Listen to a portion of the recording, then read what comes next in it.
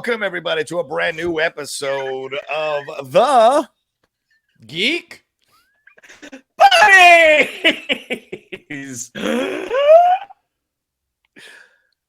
Hey!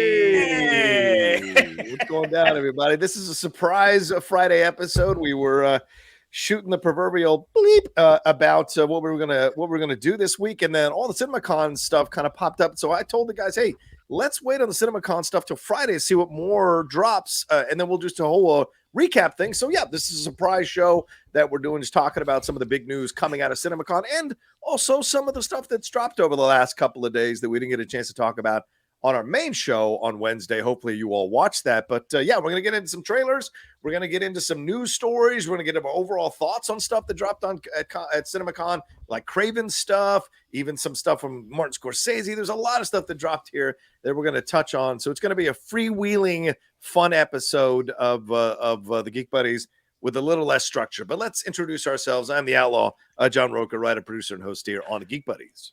I am Michael Vogel. I'm a writer and producer of animated TV shows and movies, and I'm curious to see what less structure looks like on the Geek Buddies, but we're about to find out. And this is Shannon McClung. I'm an animation writer and a television actor where, yeah, I'm with Vogel here. Like, the guardrails are off. We never knew they were on. So let's see what happens. Fair enough.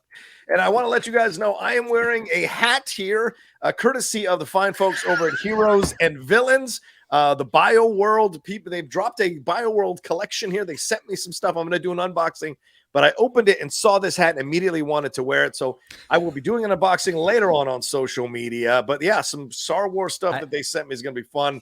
I can't wait to open it and see what's in there. But I wanted to promote it real quick and let you all know. I literally thought you were just going to say you were wearing, ladies and gentlemen, I'm wearing a hat. And then I was going to be like, well, I'm wearing shoes. That we're just going to go around and talk about what we're wearing right now. I thought Johnny was going full Purred Happily from Parks and Rec. This is John Rocha, and I'm wearing a hat. And I'm wearing a hat. Over to you, Joan.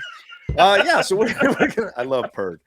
Anyway, we're going to get into it all. So let's talk about it, guys. CinemaCon, a lot of presentations happened. There was a lot that was dropped in terms of films that were announced and presentations that were done here. And I saw a description in one of the reviews where someone said last year, which the one I went to, was more cheerleading, like, yes, we're coming back to the theaters. And this presentation had a lot more confidence to it, saying to the fans and the moviegoers, hey, we are back. We are committed to putting films in theaters, and we are confident about the stuff that we are putting out here. Streaming is no longer a danger to us. We are committed to being back in theaters. Is that what the vibe you guys are getting to? Yeah, it seems, I mean, it does seem like, although theaters are not back up to pre-COVID levels as far as box office, like it's definitely on the uptrend. And I think, and I mean, I just remember those days of the pandemic and all of us talking like, oh, are people ever going to go to a movie theater again? Or is this the end of movie theaters? And it was like, no, it's not the end of movie theaters, dum-dum. People like going to the movies, and they're going to the movies right now. So, you know, there was a lot of talk about windowing. You know, movies coming out like much sooner on streaming than they used to. And is that good or bad? There was a lot of talk about Apple and Amazon committing to doing more things coming out in theaters and doing a theatrical run first before they're on streaming. But I think the long and short of it is, even though the pandemic and windowing and streaming and everything has affected the box office, at the end of the day, people really like going to the movies. And I think so. I think that CinemaCon was feeling that that little bit of swagger this year as opposed to last year. Yeah, Shannon, we had presentations from Sony Pictures, from Paramount, from Warner Brothers, Universal Pictures, and a number of other studios as well, mixed in, like as Michael was mentioning, Amazon Studios or Prime Video, whatever you want to say, and Apple and others mixed in this year, presenting their stuff. There were screenings of The Flash, screenings, I think, of The Boogeyman that was there as well. And so there was a real joy. And then the Transformers stuff that we got as well. There was a big event for Transformers. So there was a lot of footage that was shown, 20 minutes of Mission Impossible Dead Reckoning. So much was shown here to kind of get people excited about and get these reviewers, but also the theater owners excited about what's coming to their theaters. Yeah, I mean, Tom Cruise was right. Like, he held out for years to release Top Gun Maverick, and you know, it came back and came back in spades. I mean, people, as Vogel said, people want to go to the movies. And, when you look at how something like Air is doing, because that's from Amazon, and the fact that they did decide to put it out, is it lighting the box office on fire? Is it Marvel? No, of course not. But it's a movie that's kind of made for grownups, and people are going to see it. Like, they are seeing a return on that investment. And you hear how, like, something like Napoleon's coming out that's going to be on Apple, but they're going to release it first. And how, you hear the descriptions of those battle scenes. Now that is meant to be seen on a big screen. So it's really, really nice to see, especially when you look at, again, during the pandemic, how Warner Brothers and HBO Max started doing that day and date release. And for that moment, it was like, oh, thank God, we've got something to watch. But now you hear Zaslav and WB Discovery are like, no, we are committed to this theatrical, these theatrical presentations. We're going to release 20 movies a year. So it's really exciting to hear. Yeah. It's so funny because at a time when we're hearing about these layoffs at Disney, Michael, and we're hearing, like, today, IDW laid off like a huge percentage of their staff, and we're hearing Yahoo laying people off. We're hearing all these things that are connected or under the umbrellas of these large companies that are also owning film studios. It's kind of interesting to hear that they are more than ever committed to doing even more movies and putting out even more content for us to watch as well. Is that a bit of a surprise for you to hear that their commitment to it, considering some of the cuts that are going on at some of these studios? Not really. I mean, I think that one of the reasons that you're seeing a lot of this happening is we sort of and the animation industry is dealing with this right now too. We're sort of living in this bubble. The streaming Netflix came along and was this just juggernaut and was making a bajillion shows. Yeah. And then everyone else was like, we should have streamers because apparently that's where everybody is. And then the pandemic just sort of sped that up. Like, everyone's like, oh, everyone's just at home. Let's just streaming. Let's make all the shows. Let's make all the things. We're going to make movies on streaming. We're going to do limited series. We're going to do long form series. And everybody was doing all this stuff. And then, like, at a certain point, you're like, yeah, people aren't going to watch that much. Yeah. There's too much. Like, we're doing, like, and the streamers aren't the end all be all that everybody was like, the streaming is the future. And you're like, well, it's not exactly the end all be all. It has its place. Streaming is great. I love my streaming services, but it's not the replacement for all things that ever happened in entertainment that people thought it was. So everything's kind of shrinking right now, and people are doing less and less. They're being more choiceful in what they're doing, which, to be fair, when you're working in the industry, kind of sucks. Like, it's great when everyone's doing a lot more stuff. So it's definitely, things are getting a little leaner, but I think the studios are retargeting towards, you look at the success of Super Mario Brothers. You look at Air. Shannon's right. Air is not a movie that's meant to be Avengers Endgame, but I think people are really pleasantly surprised by the number of people that are going to a theater to see Air. Even when we talked about that Ben Affleck article a few weeks ago, he was surprised that it was going to get released in theaters. They didn't even think it was going to be, and they were just going to put it out. And then, like, the fact that they were like, let's do a theatrical release. So I think that what CinemaCon is representing is everybody kind of going, look, maybe we're not going to make 1,000 movies and put the thousands of movies everywhere, but we're going to make these 20 films and we're going to put them in theaters. And maybe some of those movies will be on streaming 2 weeks later. And maybe some of those movies will be on streaming 6 weeks later and 4 months later, or whatever it is. But I think that they're seeing that even when people know, for certain movies, even when people know that they're going to be able to watch it at home soon, that going to the box office and that box office money is still real money. And it's something that everyone's like, oh, maybe we should not leave all that money on the table. Yeah, certainly this weekend we have Are You There, God? It's Me, Margaret coming out, and Polite Society, two films that could have easily gone to streaming and nobody would have batted an eye. So there are studios still willing to take a chance on these films and see how they do in theaters and make this a bonding experience, either for women, because these are female-centric type films, or bonding experiences for mothers and daughters, or multiple generations of women in a family to go and see something like that from Judy Blume. That's also, that's very much a positive to see that happening as well. Shannon, any thoughts on the layoffs versus how many movies are coming out on that side? No, I mean, the layoffs suck. I mean, again, of course, as Vogel already said, when there is sort of a refocusing going on, there's a tendency to kind of pull back, and that, unfortunately for folks like us, that results in less opportunity. And so it's unfortunate because, we all are creative professionals. We all want to work. But at the same time, it's like you kind of have to pull back before you can expand. And hopefully that's what's going to happen is once this refocusing has occurred and they're like, all right, here's what we're going to do here. Here's what we're going to do here. That's when people are willing to make more of an investment, when they are willing to take some more chances. So we're in kind of, we're in a valley right now in terms of like how much is actually going into production. And a lot of that has to do with the strikes if they end up happening. But we will be back into a peak. Like it's cyclical. That's what's going to happen. Yeah, for sure. Well, which it seems like you guys are telling me there's time to now spend creating the Geek Buddies animated show, and I'm down with it. I'm absolutely down with it. Let's look at the indifference on Michael's face. That tells me it's time. Anyway, all right, let's. I was just trying to think. I was actually just trying to think, like, what would that be? What? Oh my God, are you kidding? I've already mapped out 22 episodes. But anyway, let's get into some trailers here that dropped. Shannon, do you want to lead us off as the trailers guy right off the bat? No, I guess I'm going to. So we got some. I'll do it if you want. trailers. And we're going to start off with one that was not actually at CinemaCon, but it came out during CinemaCon. And that was our first trailer for Wish, the new animated film from Disney that's going to be coming out. Stars the voices of Ariana DeBose, Chris Pine, Alan Tudyk. Basically, it doesn't give us a ton about what's going on, but basically what happens when people start to get their wishes. I thought this was delightful. I mean, this definitely harkens back to Disney of old. Like when you think about The Little Mermaid and Beauty and the Beast, like this looks like a musical spectacular, and having a performer like Ariana DeBose in the lead makes perfect sense. But gentlemen, I'll throw it over to you. What did we think of our first look at Wish?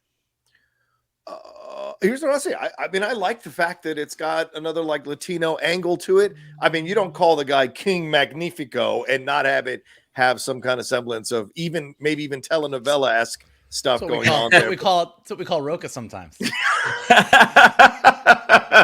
Outlaw Magnifico.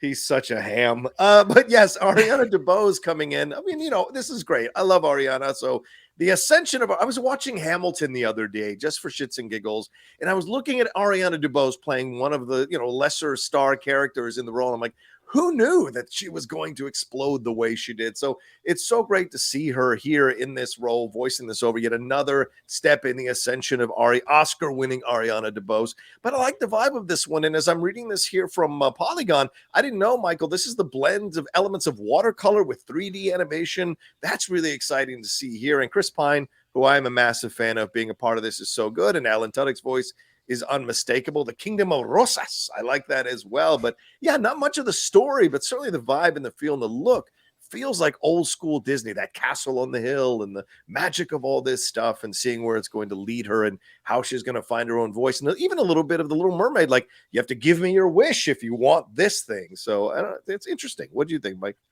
I mean, look, you show me a trailer for a Disney fairy tale musical, and I'm already 1,000% in before the trailer even goes. Like, it's one of those things. Like, I love most Disney animated features, and when there's some great non-musical Disney movies. Like, Big Hero 6 is great. Wreck-It Ralph is great. I love Zootopia.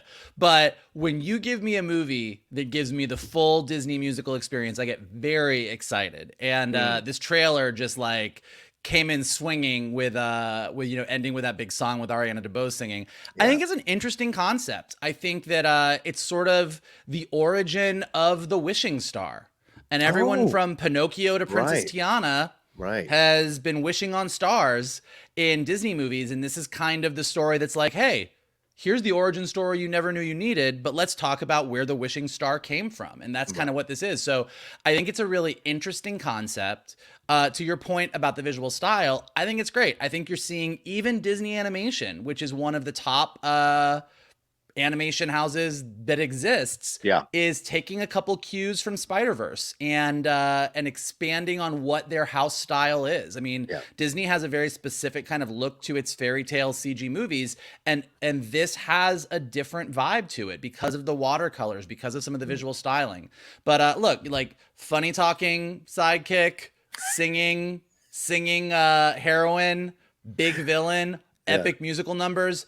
And if you are an eagle-eyed viewer, all of her friends in that trailer looks like there's about 7 of them. Yeah. And if you look at what they're wearing, they seem to pretty strongly resemble another classic 7 in Disney movies. So I'm not quite sure what that has to do with literally anything. Yeah. But if you look at the one shot of the whole group, I think there's 7 of them next to the main character, Ariana DeBose's character's mom. And you're like, well, that looks an awful lot like Doc, happy, sleepy, bashful, grumpy, happy, dopey. Dopey. I think I got it. And so Nice. I don't know if that's just like one specific thing that's going to be a tie to the other Disney movies, or because this is the origin of the Wishing Star, Right. we're going to have some other really fun Disney Easter eggs. But all in all, count me as very interested in going to see Disney's Wish.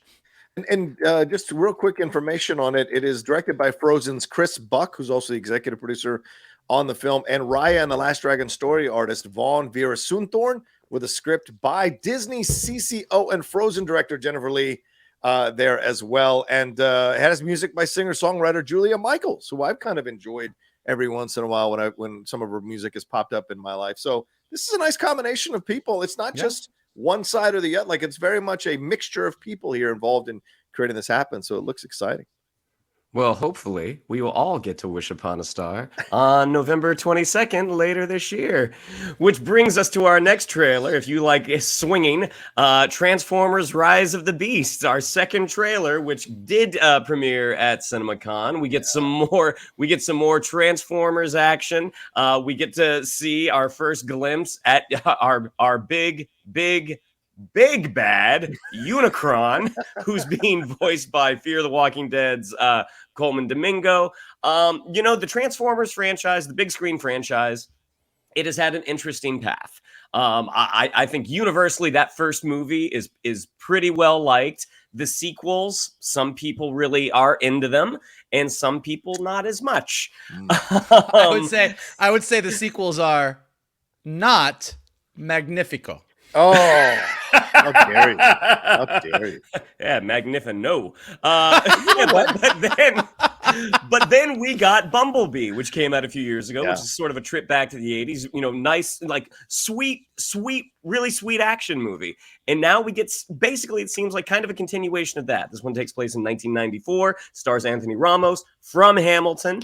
But yeah, gentlemen, like we'll throw it to Mikey first, because we know Johnny's gonna have a lot to say about this. Sure. What did you think of our second look at Transformers: Rise of the Beasts? Here's what I'll say. I have no idea if this will be good or not. There's a lot of characters and like bunch of Beast Wars characters, bunch of Autobots, and then Unicron coming in to eat the planet. Like, it's you're biting off a lot. And given past Hasbro Transformers big budget movie experience, I am not 100% sold on this story. Although it has all the elements of things that I really like. I mean, I'm a Transformers kid from the 80s. I love Unicron. So him coming in was very exciting. But here's what I will say. I can tell what's going on. And that, compared to most Transformers movies, is already a big plus in its favor. Like, I will go see this movie in the movie theater. I didn't see the last couple big Transformers, the Michael Bay Transformers movies. I did see Bumblebee. I thought Bumblebee was delightful. I saw it with Johnny. Yes. Had a blast. I thought that was great. And so if this gets a little bit more of Bumblebee, that's great. We'll see about story. But at the end of the day, I'm an 80s kid. I love RC. I can tell who she is. I can tell who Optimus Prime is. I can tell the different animals apart. Like, there are different color palettes for Transformers. They look fun and appealing. Like, they look like they actually have personalities. So this is already miles above what Michael Bay did with most of the Transformers movies, and I'm very into it. So if I would say this one is not super, super excited, but definitely interested to see what they do, and happy that the Transformers of my childhood actually look like the Transformers of my childhood on the big screen. Yeah, it's an interesting. Sorry, Shannon, go ahead. Were you going to say something? No, I was going to say, with that time, I believe the Outlaw has his 6 shooters loaded. Johnny, response. I mean, you don't need me to defend those films. They made $4.5 billion. That speaks volumes right there. But listen, this is the thing that I like about this particular trailer. Well, first of all, Stephen Caple Jr., that is a hell of a task you're taking on. walking into a franchise. Look, he did it with Creed 2, and I thought he did a damn good movie. Now, is it as good as Creed? No, but it was a damn good movie. So, okay, what can you do here? And the first initial shots that we got a few weeks ago, the teaser or whatever, it was great. It was fun. It was fun. Okay, RC, this is great. Now, what more can you show me? And what we got here for Unicron was incredible. Yes, it had shades of what Michael Bay did in The Last Night. So, are we connecting that Unicron to this Unicron? Is that what's going on? Because remember, he's still EP on this. It's set in the 1990s, so it's between Bumblebee and the Michael Bay movies in terms of chronological in that universe. So it makes sense that their design would be different than the Michael Bay one. It's cleaner, it's more smoother, it's more connected to the G1 look. So the word you're looking for is nicer. Well, if you say so, that's all opinion. But yeah, the thing here, but Michael's absolutely right. And it's something I texted on our chain as well. You can see what's happening. The fights, you know who's fighting who. I think they did a nice job on the design of the Maximals. They look incredible. Seeing seeing RC riding on Rhinox as going into this battle and war against these scorpion type things. They're now called Terracons instead of Predacons. All of that looks so fun. But we're not getting more of the story. And I think that's the only thing I have about this trailer that I didn't like is that we're still not getting more of the Anthony Ramos story, the Dominique Fishback story, her saying, you know, we got to save the planet. We got to do this. What's that all about? It was cool to see the Twin Towers, you know, set in the 90s. So how does New York going to play into all of this? And hearing that the Maximals have just been chilling out on Earth for quite some time, but this is something they didn't expect. And I do like the voice. Like Pete Davidson is a nice choice. We've got Peter Dinklage coming in as one of the voices. Michelle Yeoh, great to see her doing the voice there of Arox, I think is what it is. And then who else? Oh, there's someone else that jumped in on voice wise that I like as well. So I can't think of it right now, but I just really enjoyed all of that we got here. So I hope it's a good movie because I think people enjoy Bumblebee and they want, and this feels like it's a mixture of Bumblebee and the Michael Bay movies and the right elements of both coming into here to see here. So I enjoyed that. Is what else? Unicron's a tough one. A giant planet eater is a tough third act to sort of figure out what you're gonna do with. So I'm curious to see what they're gonna do. I'm sad it won't be Orson Welles, who will always be my Unicron. Orson Welles' final performance, the planet eater Unicron. I was in we will all find out how it is on June 9th. 1 week before it potentially gets run over by The Flash. And our last trailer, which is a quick teaser, but it is for season 3 of Warriors. So this show started on Cinemax. It is essentially what Bruce Lee had kind of envisioned way back when with Kung Fu. But this is such a fantastic series. And it looked like when HBO Max came out, it looked like it was probably not going to make it. Like it did 2 seasons, 2 fantastic seasons. They shoot in South Africa. Like the production design to me is just next level. The fight choreography, the storytelling, an introduction to some really, really fantastic actors. And then we found out it's getting a 3rd season. Then everything went quiet. And then during the WB Discovery merger, when shows started to fall left and right, in my head, I thought for sure, I'm like, Warrior's not going to make it. It's not, it might find a home someplace, but it's not going to be on HBO Max. And technically it was correct. It's going to be on Max starting June 29th. We get a quick 30-second teaser. It's a lot of quick cuts. Maybe the footage is from season 3. Not really sure, but Vogel was the one who turned me on to this show. So we'll listen to what he says first. Yeah. Mikey, what'd you think of that first 30 seconds of Warrior season 3? I mean, it was 30 seconds, but the trailer was not a lot to talk about, but I do think, much to your point, I'm really happy we're getting a season 3. This is definitely, I know a lot of you guys listening to us, like, we all keep up on the Marvel shows. We keep up on Star Wars. You watch your Star Trek shows on Paramount. If you've not gone and checked out Warrior, high recommendation. It is an awesome show. It's a ton of fun. It's really, really cool. Just kind of took me by surprise what a great show it was. Which is why I texted Shannon and everybody and was like, hey, are you watching Warrior? I want to talk to people about it. So I think we'll definitely be, if not covering every episode, we'll definitely be talking season 3 a little bit. So definitely go check it out. It's a ton of fun, and I'm very happy we're getting a season 3. Yeah, I pitched these guys because I've never seen it, so I pitched these guys on me watching the first 2 seasons and then maybe having a conversation to prep people for season 3, kind of review conversation about what you need to know about it. So we may do a video on that and then review season 3, like half season, and then at the end of the season and see our thoughts on season 3. So I'm down because I mean I ripped through Succession and Shannon was right on that. So if Shannon and Michael are right on Warrior, then I'm looking forward to jumping. And Wendy Lee, my former co-host on the John and Wendy show, she's been on me for months to watch that show. So because she knows I'm a huge Bruce Lee fan, she's like, can't understand why I haven't watched it. So I'm going to jump into it and knock it out. Just 20 hours. You know, you got to kind of figure that out and put it together. It's some badass fight scenes and some sexy men's. Oh, well, then you just sold me, sexy men's. Sexy men's.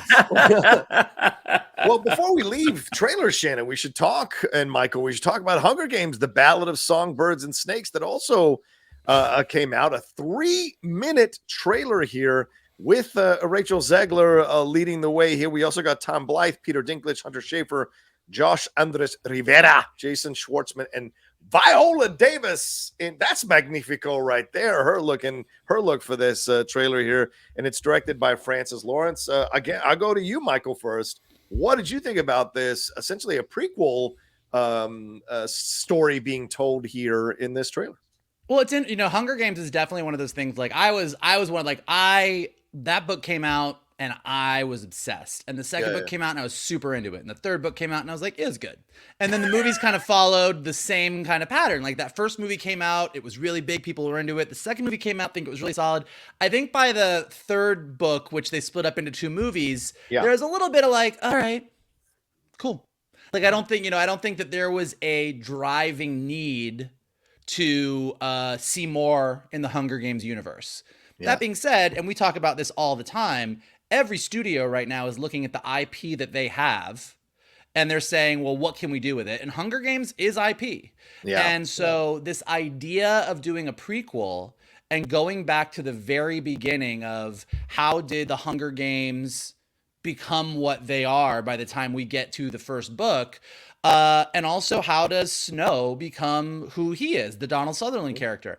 And so when I saw the trailer come out, I was kind of like, I don't know, do I really care? But I will say that after you watch that trailer, there is a magic to what the Hunger Games is. At the base level, it's let's take a bunch of kids and throw them into a giant death trap and see who's going to kill each other.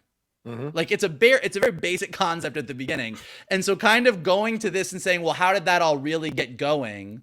Why did it get going? How did Donald Sutherland's character get in there? And then casting it with fucking A+ stars. I got to the end of the trailer and I was like, I'll go see this. Like, I'm in. So they successfully did what I think they want to do, which is for everybody that is maybe not so interested in the Hunger Games universe anymore, which I think is a lot of us. Let's see if we can hook you in and see if we can get you in for one more. And if we can get you in for one more, maybe we have the road to continue to do more of these and continue to pump them out. So we'll see if it works, but I think they're doing... If I was sitting in a boardroom and was seeing, like, let's see if we can revive the Hunger Games franchise, everything that I saw in this trailer feels like they're making the right choices. Okay. Yeah, that's all parents want you to do, make right choices. Shannon, your thoughts on this trailer here, this 3-minute trailer for this prequel Hunger Games series? So as a franchise, I saw the first 2. I don't think I saw the last 2. It's not a world I'm interested in, but that doesn't mean it's a world without value. I mean, those movies did incredibly well.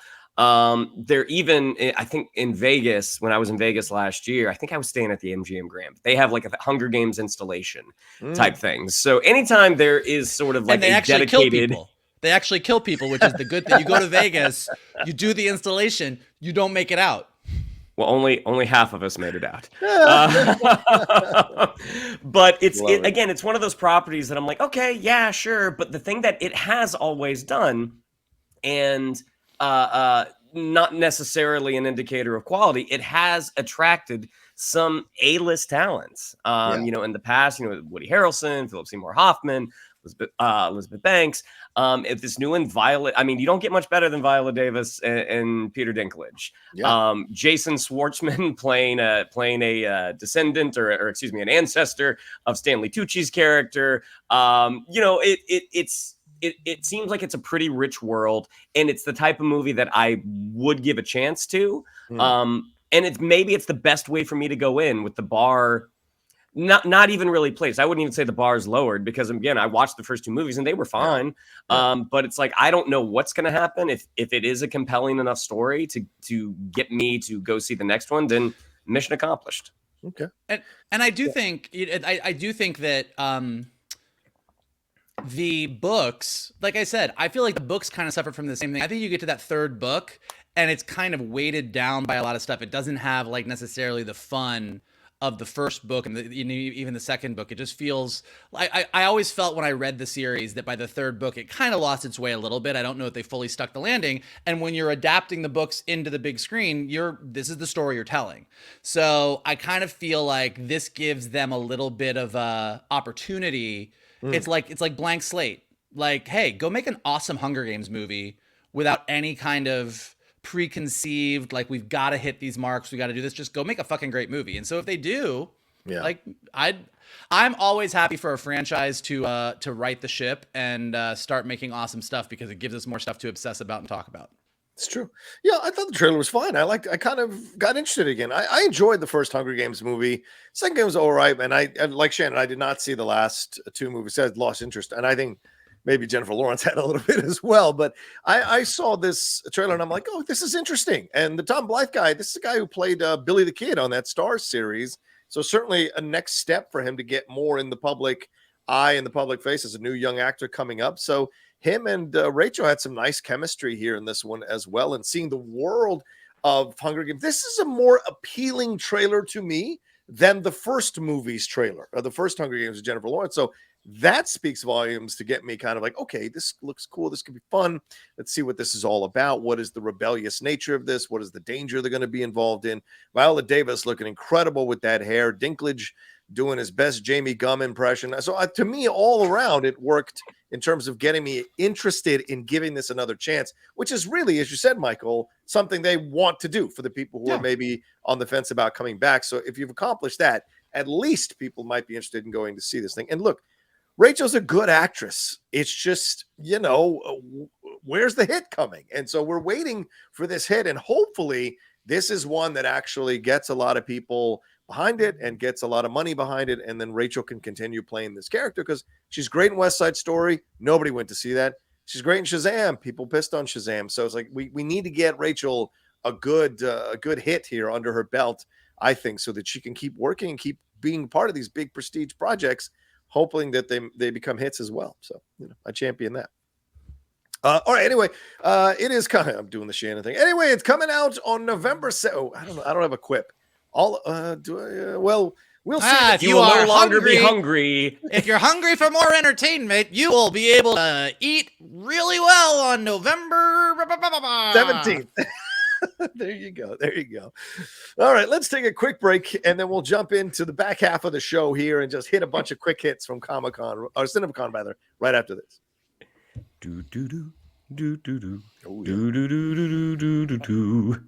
Kind of. Nice tease. Yeah, we'll get to that one as well. I'm just going to throw some stuff out to the guys and let's see how they react to it. So I'm looking at the notes. I made a bunch of notes for today's episode. Let's hit it, KRAVEN. Let's hit KRAVEN. We already talked about the Flash trailer and the Flash screening and the reactions on our show on Wednesday. So if you want to hear our thoughts on that, go to that episode. We did a large chunk of conversation about the trailer and the first reactions to that film, which we're all waiting and anticipating the film. But let's talk about KRAVEN the Hunter. Aaron Taylor Johnson was on video. He was not there physically. He came in video, shared a 2-minute teaser for the film. And this is an R-rated KRAVEN the Hunter. There's all manner of brutal attacks, apparently. He's ripping the nose off people, tearing the flesh from his enemies' faces with his teeth before spitting them out towards the camera. We also see him sporting the familiar lion pelt costume in the movie. Russell Crowe has some scenes in the footage as well. And he is apparently, according to some of the reviews here, slaughtering people left and right, setting violent traps, using spears and crossbows. and sometimes running and moving around on all fours. And apparently there are F-bombs galore in all of this violence. And Rhino shows up right at the end of the trailer, injecting himself with a serum, saying, "Don't you want to know why they call me the Rhino?" And that's being played by Alessandro Nivola, which some of us saw recently on The Many Saints of Newark. So what did you guys think of hearing this? Obviously, we didn't get a chance to see it, but what do you guys think of hearing this footage? And does this worry you or get you excited? What are your thoughts here, John?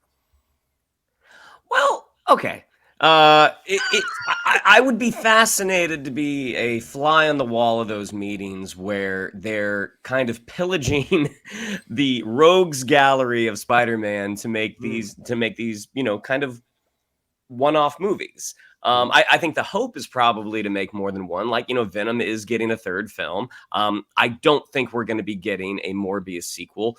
But yeah, I'm just curious about the train. I'm just really curious about the train of thought. Now, there is a possibility that this movie about a Russian big game hunter who turns into a conservationist, and then somehow that gets intermixed with gene splitting and a guy turns into a big rhino. You know what? Look, maybe that could be a fun movie. That could be a lot of fun. And it just so happens to be based off of one of Spider-Man's many antagonists. I just feel like, I don't know, if you're Sony, it's like, don't you want to save those characters for a good Spider-Man movie versus rolling the dice on this kind of, one-off story? That being said, Aaron Taylor Johnson, that dude's a great actor. He's an awkward interviewee, but he is a fantastic performer. And then you're stacking him with Russell Crowe, Alessandro Nivola, who is again a really, really terrific actor. I'm just more curious about the train of thought. Now, again, the trailer could come out and I could be like, oh my gosh, this looks amazing. But I think making an R-rated Kraven movie, it's like, does that really stoke that much interest from the fan base? I don't know. But if you're trying to make just kind of a killer action movie, then I guess you want noses being spit at the camera and a bunch of bombs dropping. I don't know. We'll see. Yeah. What is it? Venom was R-rated, right, Michael? I feel like it was. Sure. Maybe it was. Oh, no, it's PG-13. My bad. So they're going full R for this. So what do you think when you hear the footage and you hear about how they're approaching this movie, man?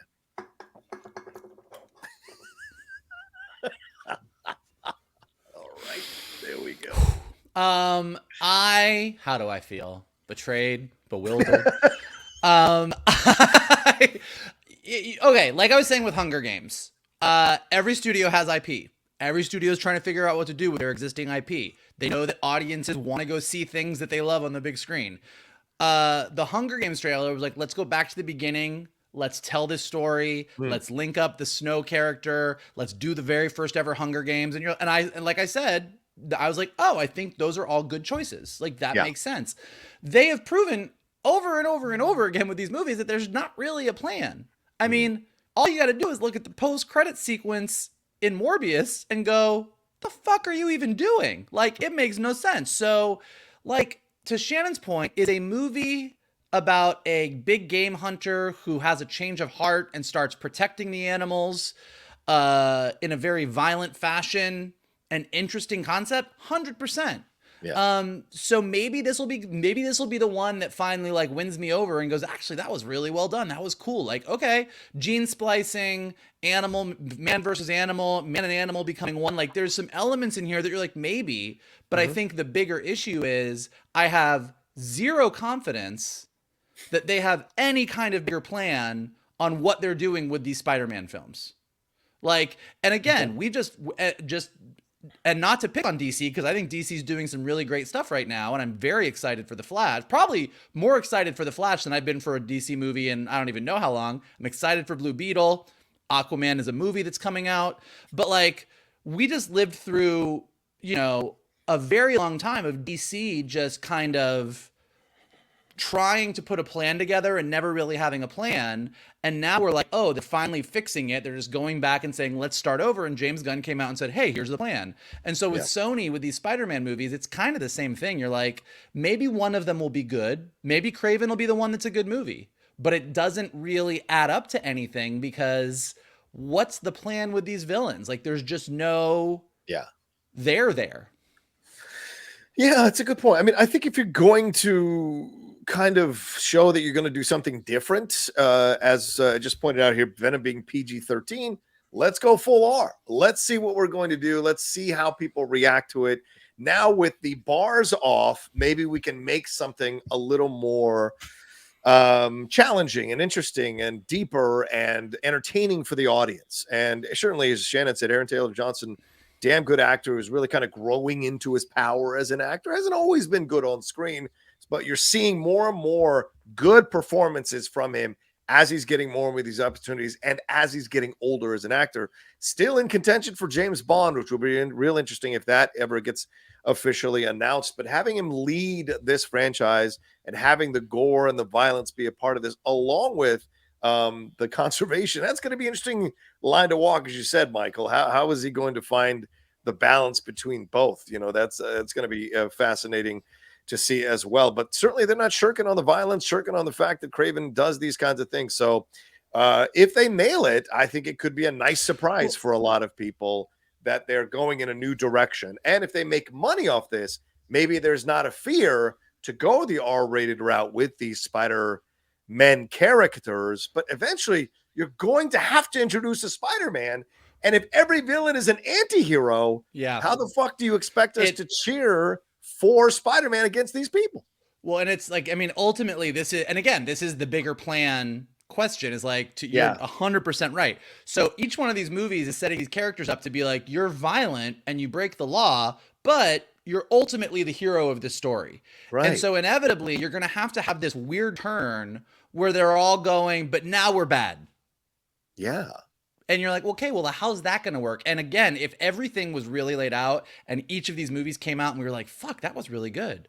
Fuck, that was really good. You would still have the same problem, but there would be more of a trust that will, like, look, they're pumping out really great movies. I think they must have a plan here. Like, there's probably, and like, so it doesn't mean that it's impossible to do. You can do it, but do we really think they're going to nail that? Yeah. Yeah.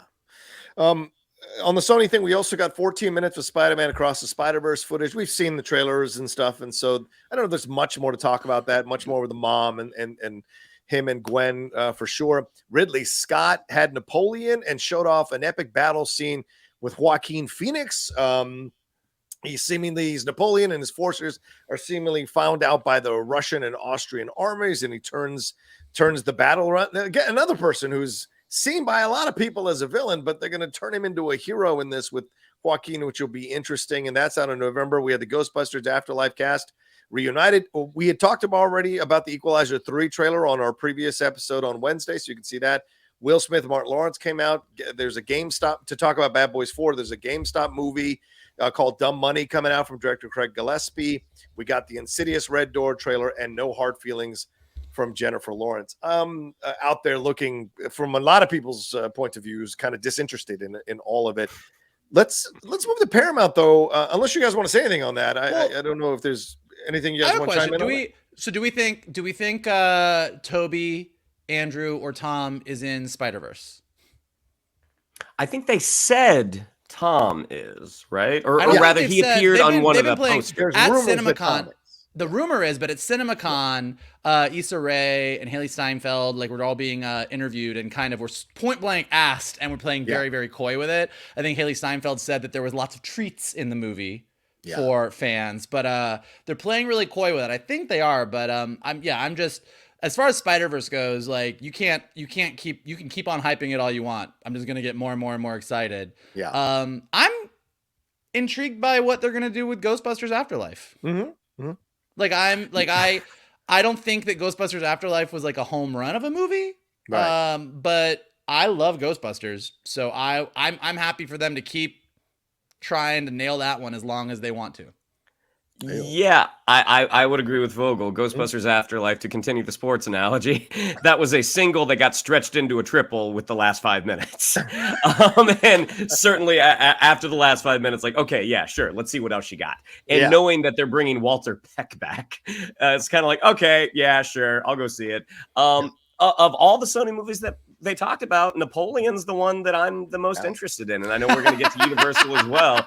Easy. Oh no! Come on, Mikey. Yeah. And the reason I'm excited about that, I'm hoping they have a scene that's reminiscent of Rudy when Napoleon is down and out, thinking about quitting, and all of the French army starts putting down their jerseys, and people start going Bonaparte, Bonaparte. No, it's the return of movies that are maybe made for a more mature audience. Yeah. Now, Yes. I love Marvel. I love DC. I love Star Wars. I love Indiana Jones. Sometimes I just want to see a movie. I want to see a compelling story with some grown-ups talking. Yeah. And even though, like, I don't think Air checked off all the boxes, I did like what they attempted to do. And if you can mix in some huge sort of gladiator level action with that, with Napoleon, also, I know we're going to talk about it in a second, but that's another reason I'm really looking forward to Oppenheimer. Is like a big event movie that again is maybe aiming for something a little higher. So those are the things that are really getting me excited. Fair enough. Yeah, Paramount. Let's move to movies that are, much more for the mature audience. Killers of the Flower Moon footage was shown here in the Paramount panel. We had DiCaprio, and Martin Scorsese came out and said, "This is a picture that I designed. We all designed to be seen on a big screen. This is a big screen movie." It was announced, I think, a couple of days ago. 3 hours and 26 minutes, or last week, 3 hours and 26 minutes is the runtime on this one.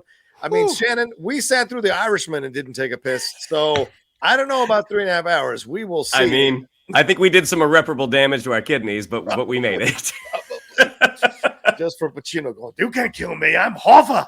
But yes, DiCaprio in here, Jesse Plemons. The basic story is he plays Ernest Burkhart, DiCaprio does, who allegedly murders his wife, Molly, Lily Gladstone, and she's a member of the Osage Nation. So it's a battle about who owns that land for the oil. So there's a lot that's going on here as well. And this is fascinating. Got Brendan Fraser, De Niro, and a number of other actors here. So this is going to be interesting to have him be a part of this movie. We also heard that Rihanna is going to play Smurfette in a new Smurfs movie. We talked about the Transformers trailer earlier on this show. Apparently, the 20-minute car chase scene from Mission Impossible Dead Reckoning was shown as well. Krasinski teased his Quiet Place Day One and his other project he's working on called If. And then Ziggy Marley came out and announced a Bob Marley biopic. So anything to say on this? I mean, as if Katy Perry playing Smurfette didn't confuse me a little bit with my feelings. Now we've got Rihanna,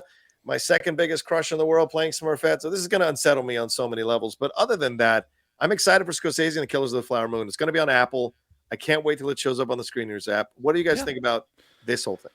No, I mean, I think Shannon's right. I mean, I think that as he said it perfectly, like, we love all of the big movies that we love right now. Like, I love the Marvel movies. I love the Star Wars movies. Yeah. I'm super excited for Indiana Jones. I want all of those to just continue doing what they're doing and make sure they stay on track. But being able to see some of these bigger movies, these bigger movie star movies, these auteur director films, it's really exciting. And I think that this is what CinemaCon is for.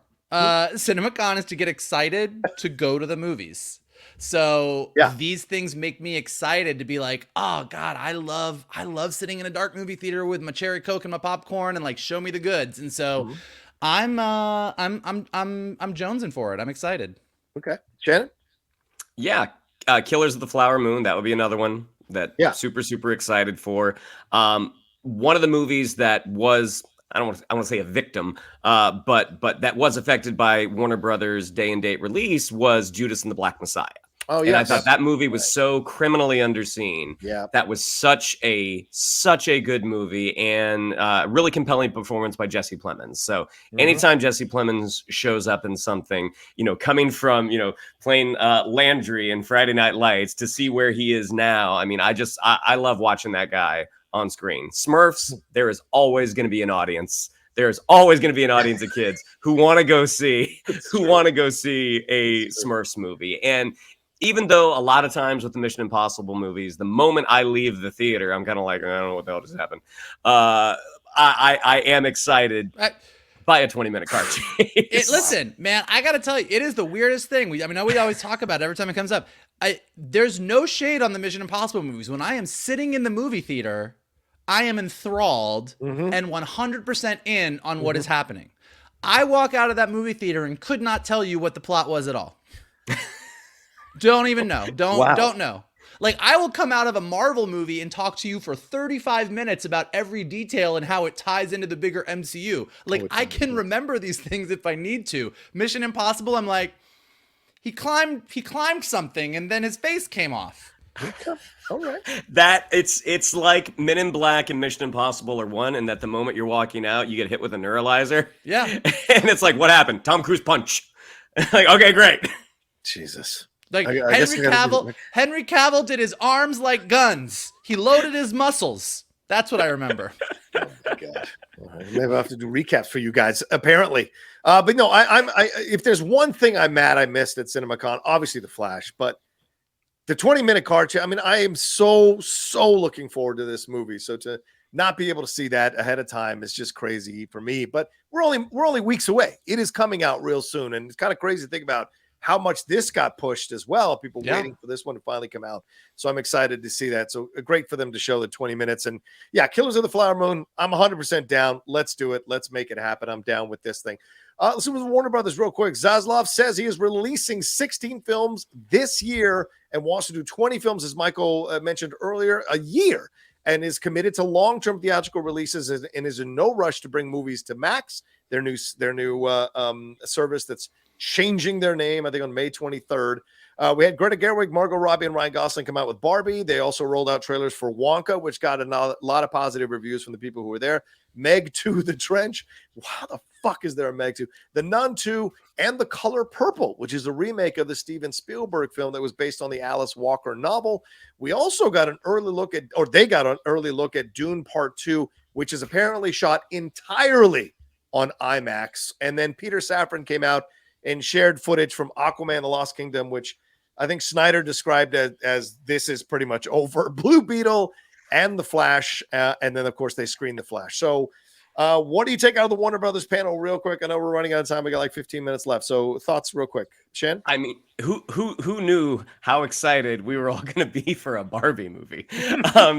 Looks like a top-notch summer comedy. And in terms of Dune 2, the only thing I can add is our buddy Jonathan Gabay on our text thread sent us an article from The Onion to say Dune Part 2 picks up exactly where the audiences fell asleep in Dune Part 1.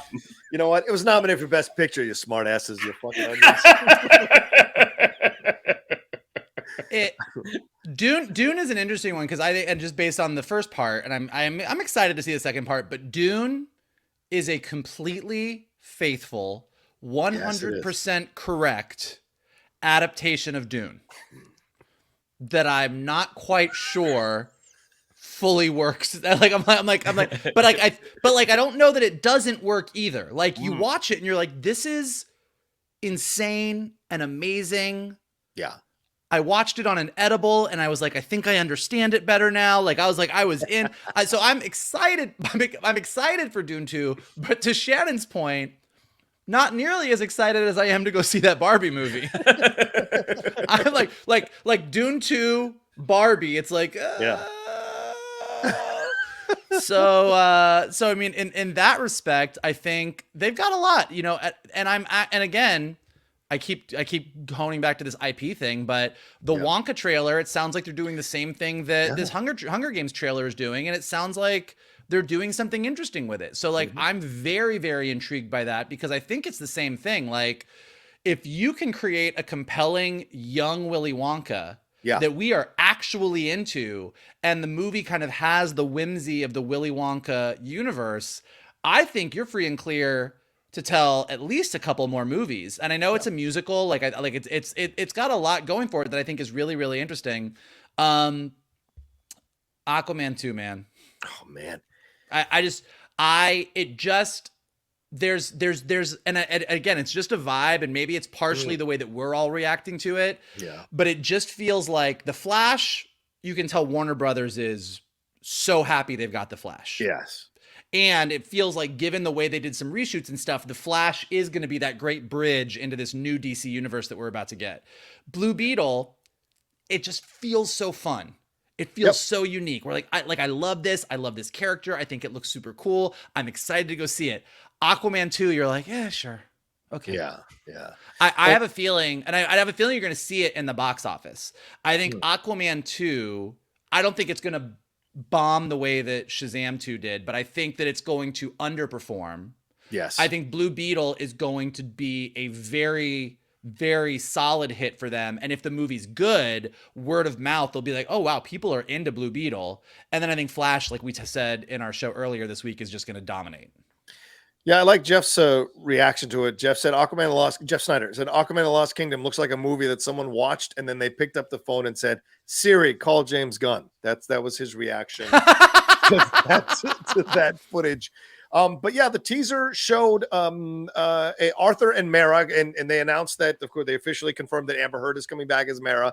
They have a son. Black Manta wields the Black Trident and attacks Atlantis. Nicole Kidman is apparently returning as Atlanta. There's a new costume for Mara, and there's apparently extreme environment, locales, desert, Arctic rainforest, and more. Yeah, I think this was people know that this is going to die and it's underperforming and no one's going to go see it. It's not going to be anywhere near the levels that that we got with Aquaman before, because people know it's kind of a lame duck film. So yeah, it's a shame. And the fact that more people aren't talking about the footage lets me know that there's no interest. That's kind of what I mean. Is like you can it's sort of across the board. Like we talk about this all week. I know our excitement level. Poor Shannon down there right now is like, I'd like to be excited for Aquaman. He's my favorite character, but you guys aren't wrong. Exactly. I can dig it.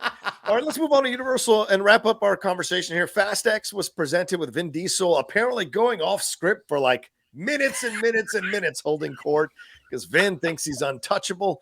We see Michelle Rodriguez fighting again with Charlize Theron. We've seen that footage in the trailers as well, but they're fighting over they're throwing each other around until they find a huge triple laser beam device and try to use it on each other. What the fuck is going on?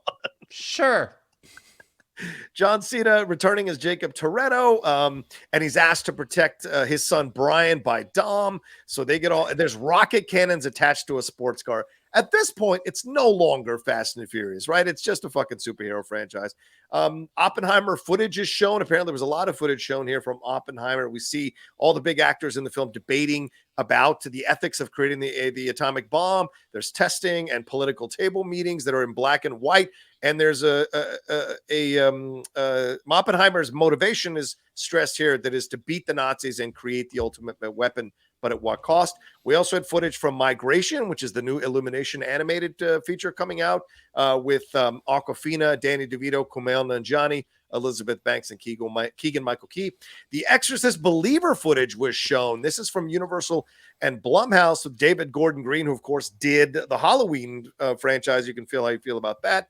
But this is him taking over the Exorcist stuff. And we're getting Leslie Odom Jr. in here, who plays a father whose daughter and her best friend go missing for 3 days in the woods and apparently get possessed. Ellen Burstyn is coming back. That's right. Reagan's mom from the original movie is coming back as her character in here, who Leslie Odom reaches out to for help.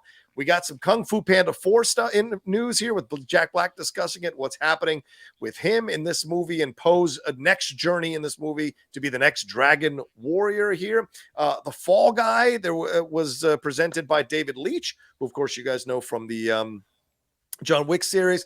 Ryan Gosling playing the Lee Majors character. That's right. For those of you who don't remember the 1981 series, the Lee Majors character, the Fall Guy, he is in this as Colt Stevens. Emily Blunt is his ex-girlfriend who hires him to be a stuntman on this film. Aaron Taylor Johnson playing the action guy that he is stunt doubling for, and apparently he's a jerk. We also have Winston Duke in the film as well.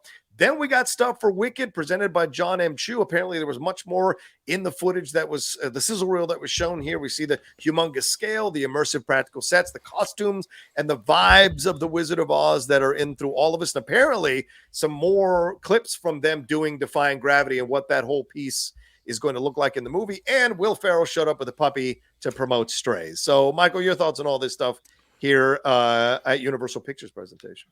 I'm going to tell you, of all the footage that was shown that we could have seen, the thing that I want to see the most is this Vin Diesel speech. Right? Because it should be a YouTube video. 100%. because from multiple accounts, it started wild and just got wilder and got real uncomfortable. Like he just went off. Like what did the one review say? Said his speech went right, then left, then north, and then really just went south. Like he was all over the place. And there's something that I find very entertaining about watching Vin Diesel in the real world, knowing what he's thinking he's doing, and then knowing and seeing what he's actually doing. And I'm like, I just find it very entertaining. So that's my big wish, is like, I want to see this Vin Diesel speech. But beyond can I show something real quick? I love this real quick. The opening monologue of the Vin Diesel speech right here. Which looks awesome. And then someone posted Skip's thoughts on the speech, which I think is hilarious. Missed. Anyway, yeah, go ahead, Michael. I want it. I want that speech. Yeah. But no, Oppenheimer. I'm a big Nolan fan. I even like Tenet. Like I think Tenet is not a movie that is accessible to most people, but I find it really interesting. I think Nolan's great. So Oppenheimer has me really excited. But yeah, for me, obviously, the big thing here, because Fast and Furious movies do not do it for me, is really Wicked. I think that Wicked, we talk about this a lot. We've talked about it with West Side Story. We've talked about it within the Heights. Like, in recent memory, a lot of the big movie musicals that have come out haven't performed at the box office. And musicals are really hit and miss. I mean, the audiences don't necessarily always come out. But for Wicked, Wicked's special. It's a story that everybody kind of knows. We all know Wizard of Oz. We all understand that Wicked is Wizard of Oz from the witch's perspective. We all know who Glinda the Good Witch is. And just the songs of Wicked have become such a huge part of not just musical theater, but like just pop culture in general. And so I think that this could be a monster if they get it right. And it's really, like everything that everyone's saying from the footage looks great.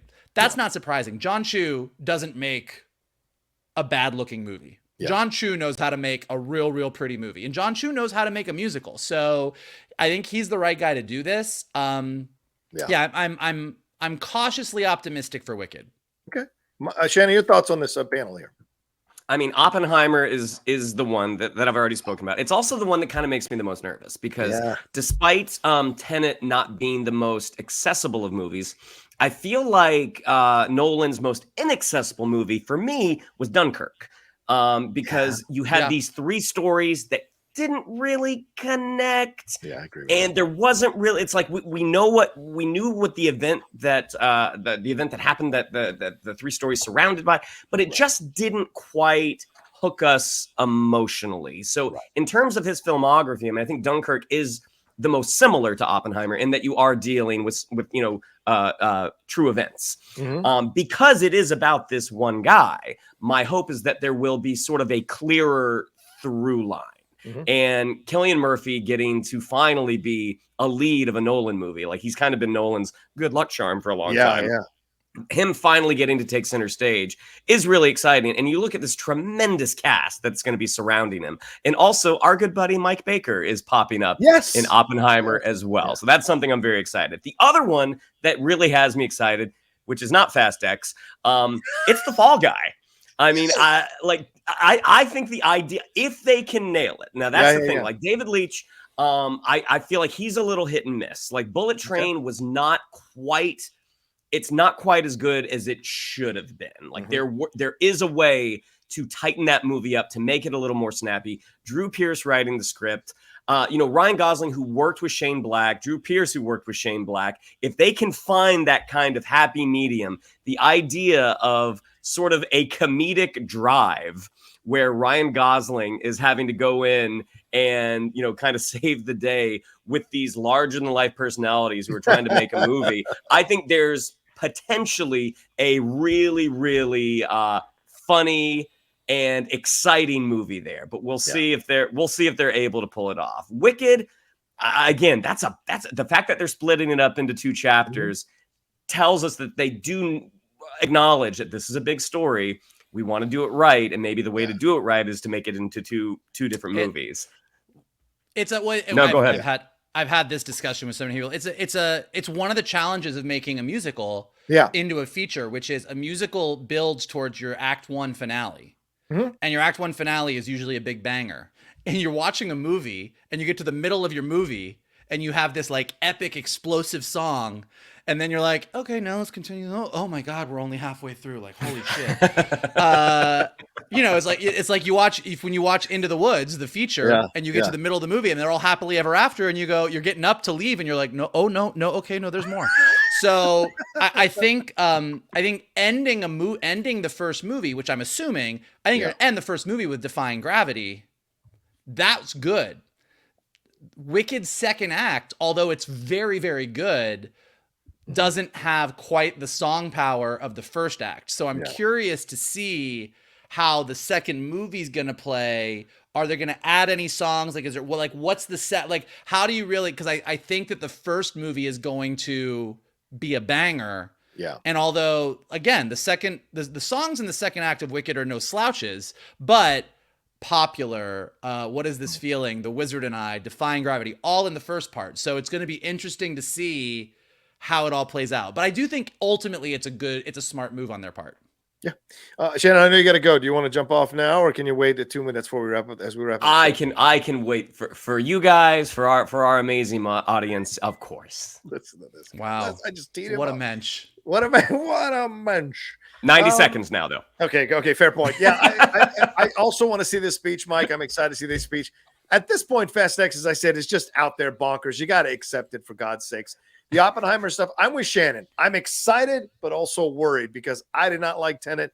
Apparently, Citadel, that's out today on Prime Video, is essentially a 10-episode Tenet series, which is crazy to think about. You want to do this again? So I was not a fan of Tenet. So will this hit the mark? And I'm a big history guy. I'm a big guy about World War II. So to me, there's a lot here that I want to work, and I hope it does work, but I'm scared it won't work. The Exorcist stuff, I got a bad feeling about that. And I do love Leslie Odom Jr., but I got a bad feeling about that. Kung Fu Panda 4, sure. I hope we can make it work. Let's bring Shrek back again, for God's sakes. The Fall Guy stuff, I agree with you. This is going to be a way darker approach to the Fall Guy than anything Lee Majors had in his show. So I want to see how they make this work. And if it's a commentary on stunt work and a commentary that maybe pushes forward even farther the idea that there should be Oscars for stunt work. So I wonder if this will inadvertently or on purpose bring this conversation right to the front, and then more people will be like, yes, let's make this happen. And they make it happen once and for all.